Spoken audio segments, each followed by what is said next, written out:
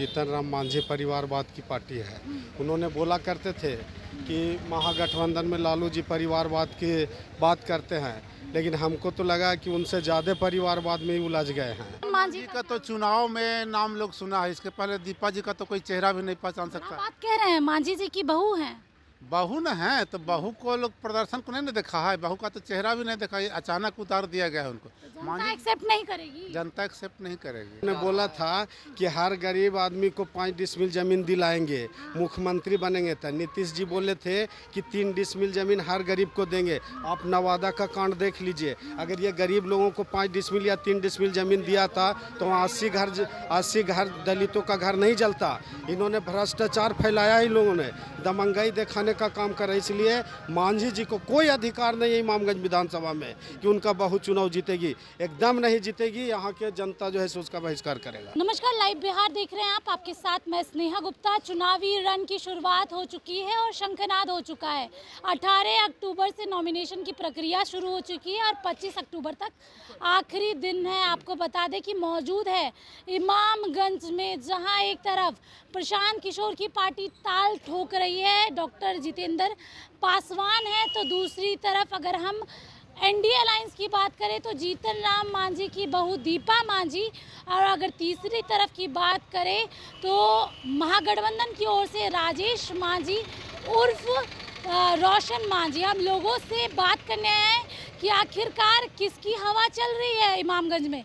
सीधे शुरू करते हैं, किसकी हवा है इमामगंज में? यहाँ डॉक्टर जितेंद्र का हवा। मांझी जी का हवा नहीं है? नहीं, मांझी जी तो इतने साल से विधायक रहे नहीं, हैं। लेकिन बाहरी हैं। अभी इस क्षेत्र की जनता का डिमांड है कि लोकल क्षेत्र का बेटा हो, क्योंकि वो बाहर से आते हैं और वंशवाद पर उनका फिर बहू आई है।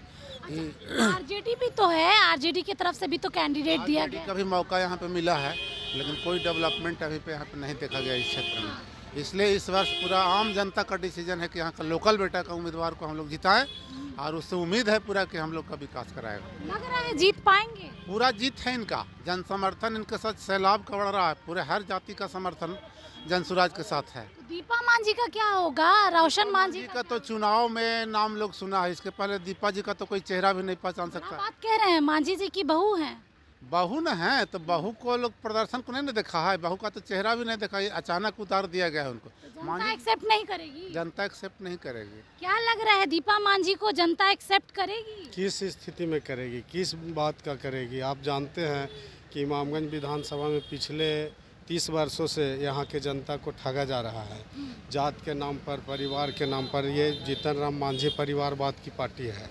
उन्होंने बोला करते थे कि महागठबंधन में लालू जी परिवारवाद की बात करते हैं, लेकिन हमको तो लगा कि उनसे ज़्यादा परिवारवाद में ही उलझ गए हैं। इसलिए यहाँ पे पिछले आप देखेंगे कि 10 वर्षों से 8 वर्ष रहे यहाँ के एमएलए भी, कोई विकास नहीं आपको नहीं दिखाई दे रहा है। देखिए रोड का स्थिति क्या है, पुल पुलिया का स्थिति क्या है। 4-4 महीना यहाँ के बच्चे जो है से स्कूल नहीं जाते हैं। आप कह रहे हैं कि मांझी जी काम ही नहीं किए। मांझी जी तो कहते हैं कि हम बहुत काम किए हैं। तो धरातल पर पता चल रहा है ना आपको भी, जनता से बात कीजिए ना, कहाँ काम है, कहाँ गरीब के नाम पर यहाँ ठगा जा रहा है, दलित के नाम पर ठगा जा रहा है। वहाँ बोलते हैं कि हम तो महादलित के नेता हैं, कुछ नहीं, इस तरह का नहीं होता है। इन्होंने मतलब गुमराह करने का हमेशा काम किया है पब्लिक को। हम ये करेंगे वो करेंगे, कुछ नहीं, धरातल पर कुछ दिखाई नहीं देता है उनको। जी अच्छा ये बताइए सर, क्या स्थिति लग रही है, हवा किसकी चल रही है? प्रशांत किशोर का पार्टी जनसुराज, यहाँ पे डॉक्टर जितेंद्र पासवान यहाँ चुनाव जीतेंगे भारी बहुमत से। लगता है इस राजनीति माहौल में एक डॉक्टर बैठ पाएंगे सही से? डॉक्टर बैठ पाएंगे नहीं, ये रणनीति तैयार किए हैं। जो प्रशांत किशोर जी का जो नारा है, गरीबी दूर करो, शिक्षा, बेरोजगारी जो बड़े पैमाने पर बढ़ा हुआ है, स्वास्थ्य का यहाँ पे व्यवस्था नहीं है, नली गली पुल पुलिया ये सब का कोई व्यवस्था नहीं है। इसलिए हम लोग यहाँ इमामगंज विधानसभा के जितने भी जनता हैं, 3,12,000 समथिंग वोटर हैं यहाँ पे। कितना वोट मिल जाएगा? पूरा वोट बहुत बहुमत से चुनाव जीतेंगे जितेंद्र पास। जाएंगे कह रहे हैं। एकदम जीतेंगे, 110% है कि गारंटी जीतेंगे। हवा तेज चल रही है। देखिए युवा हैं, पहले ये बताइए नाम क्या हुआ आपका? नाम विशाल कुमार।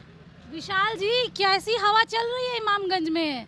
देखिए हवा की बात करें तो यहाँ पे कोई हवा है ही नहीं, क्योंकि ऑप्शन लोगों के पास नहीं है। सबसे बड़ी बात कि ऑप्शन लोगों के पास नहीं है। अभी तो उन्होंने कहा कि ऑप्शन है प्रशांत ऑप्शन किशोर है, जी। वही तो मैं मेरी पूरी बात सुन लीजिए। ऑप्शन यहाँ पहले से भी लोग को देख रहे हैं, आरजेडी जीती, फिर से एनडीए का परिवारवाद का देख रहे हैं, अपनी बहू को ला दिए। ये राजनीति जो है उनका पूरी तरह से परिवारवाद का है, इसलिए यहाँ पे कोई विकास हुआ नहीं। लोग हॉस्पिटल के लिए तरस रहे हैं, पढ़ाई के लिए तरस रहे हैं, यहाँ पे कोई सुविधा नहीं है, इसलिए ऑप्शन नहीं है लोगों के पास। प्रशांत किशोर ही एक ऑप्शन है जिनको जिताया जा सकता है, एक बार मौका दे के देखा जा सकता है। जी। लग रहा है बदलाव। मांझी जी बोलते हैं क्रीमी लेयर पास करो, वर्गीकरण पास करो। मैं आपसे पूछना चाहता हूं, मांझी जी से पूछना चाहता हूं, पूर्व मुख्यमंत्री यहाँ के रहे, ये विधानसभा से उन्होंने यहाँ के जनता उनको जिताया, जिताने के बाद मंत्री बने, मुख्यमंत्री बने, और वो जो है से बोले कि वर्गीकरण और क्रीमी लेयर पास होना चाहिए, सुप्रीम कोर्ट पास भी किया। आपसे मैं पूछता हूं कि क्या दीपा मांझी किसका परिवार है? उन्होंने तो, वो भी मंत्री है, संतोष मांझी भी मंत्री हैं, फिर दीपा मांझी को अपने परिवार को सेटल में- करेंगे ना जी। परिवार को सेटल करेंगे। यहाँ के बारे में तो उनको कोई है नहीं। यहाँ 72,000 वोटर, यहाँ भुइयां मुसहर का 72,000 वोट है, जिस पर मांझी जी बोलते हैं कि मेरा तो समाज इतना है। मैं पूछता हूँ कि इस समाज में है कि नहीं? इस इमामगंज विधानसभा में मांझी समाज के लोग थे कि नहीं थे? उन्होंने त्याग, अगर उनके त्याग का भावना होती तो किसी मांझी समाज के टिकट देते कि नहीं देते? नहीं दिए। इसलिए हम लोग उनको बैकआउट करते हैं, हम लोग उनको नहीं चाहते हैं। हमारा यहाँ का बेटा है, इस विधानसभा का बेटा है डॉक्टर जितेंद्र पासवान, इन्होंने सेवा भी दिया है, जनता के बीच में रहा है, इसलिए इनको चुनाव में अधिकार है कि इनको हम लोग जितावे। और देखिएगा आने वाला दिन में हमारा नाराजगी है जनता में मांझी जी के नाराजगी है, खिलाफ। बहुत नाराजगी है। अच्छा, इतना साल इमामगंज में रहे हैं, कुछ बदलाव हुआ मांझी जी रहे तो? कुछ तो बदलाव हुआ है और कुछ ऐसे तो नहीं हुआ है बदलाव। काम क्या क्या रह गया बचा इमामगंज में? शिक्षा एकदम पीछे है यहाँ के लिए। वो तो बोलते बहुत पढ़ाई लिखाई करवाए, लड़कियों को साइकिल दिए, ये दिए वो दिए। क्या दिया? साइकिल कहाँ मिल रहा है? कुछ नहीं हो रहा है, खाली कागजे पर। उन्होंने बोला था कि हर गरीब आदमी को 5 डिसमिल जमीन दिलाएंगे, मुख्यमंत्री बनेंगे। तो नीतीश जी बोले थे कि 3 डिसमिल जमीन हर गरीब को देंगे। आप नवादा का कांड देख लीजिए, अगर ये गरीब लोगों को 5 डिसमिल या 3 डिसमिल जमीन दिया था तो 80 घर दलितों का घर नहीं जलता। इन्होंने भ्रष्टाचार फैलाया, ही लोगों ने दमंगाई दिखाने का काम करा। इसलिए मांझी जी को कोई अधिकार नहीं है इमामगंज विधानसभा में कि उनका बहू चुनाव जीतेगी, एकदम नहीं जीतेगी। यहाँ के जनता जो है सो उसका बहिष्कार करेगा। सीधे तौर पे आपको बता दें, जो ये चुनावी माहौल है वो आपको बता रहे थे, और लोगों का कहना है मांझी जी कहीं ना कहीं बॉयकॉट हो ही जाएंगे। और यही वो इमामगंज का इलाका है जहाँ पर लोकसभा चुनाव में सबसे कम वोटिंग जो है मांझी जी को मिली। अब देखना होगा कि आगे क्या कुछ होता है और किसकी हवा सच में तेज़ हो जाएगी। आप बने रहिए हमारे साथ, तब तक के लिए बहुत बहुत शुक्रिया।